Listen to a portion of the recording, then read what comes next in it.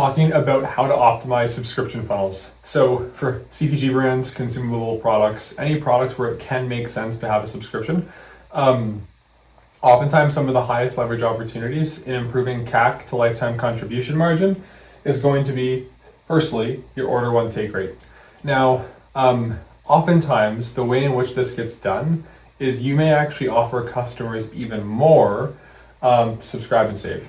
So think of this as a buy box on a product page as an example. Maybe you have an option to buy different quantities, and then you have a price for one-time purchase for each of those quantities, and then a price for subscribe and save. And let's say you're a store that has, 15% subscribe and save take rates, and you basically had 10% additional savings if you subscribe. Maybe you test 30% additional savings if you subscribe. And then the subsequent orders after the first one go down to 10% of savings. You lose more margin on the front end that way, but let's say your sub and save take rate goes from 10% to 35%. You can run the math on lifetime contribution margin if that is to be true, and basically decide, hey, I might lose $7 of margin, but based off of my new blended weighted lifetime value, how much money in excess am I making? Or maybe not. Maybe the excess isn't actually, maybe it's not actually a positive trade. But oftentimes order one take rate is going to be one of the most critical metrics to improve CAC to LTV for consumable products. And in some cases, like we've seen stores go from 10% take rates to 50, 60% plus. And sometimes the offer itself has to really change more than just increasing the difference in value between a one-time purchase and a subscribe and save. Normally when you start getting into the 60, 70, 80% range, you may actually formulate a new offer. And the offer might in and of itself be like a different kind of packaging of the product, where maybe it's a lower quantity that rolls into a subscription, so it's almost like a trial pack. Maybe you're adding some free benefits on the front end as well that have high perceived value, but there's tons of work that can be done in order one take rate, and oftentimes it's one of the single most important points to focus on for consumable product businesses.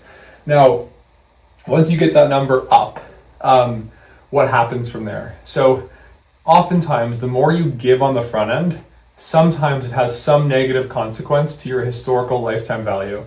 But oftentimes the negative impacts are felt the most on the first and second renewal. So why does that occur? Well, if previously you were acquiring customers at, say, a subscribe and save discount of 10% on the first order, and then the second order was 10% off as a hypothetical, customers have already proven on that first order that they're kind of okay paying that price. If you go from a 30% first order down to a 10% renewal thereafter, some customers, because of that change in price, may actually have a higher drop-off rate.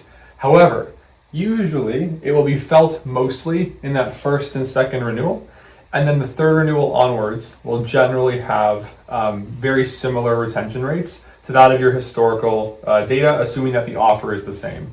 Now, I think it's important to kind of clarify that anytime you're doing this stuff, because you unfortunately have to wait for the data to accrue, you have to be a bit conservative with your expectations for the cohorts, because you have fundamentally changed the funnel quite a bit.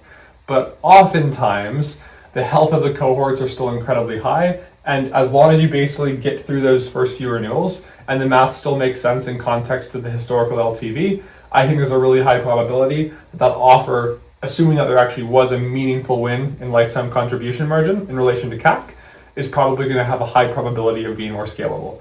So this is kind of like the game of high LTV brands and consumable brands. So yeah, I hope you enjoy trying to implement some of these strategies.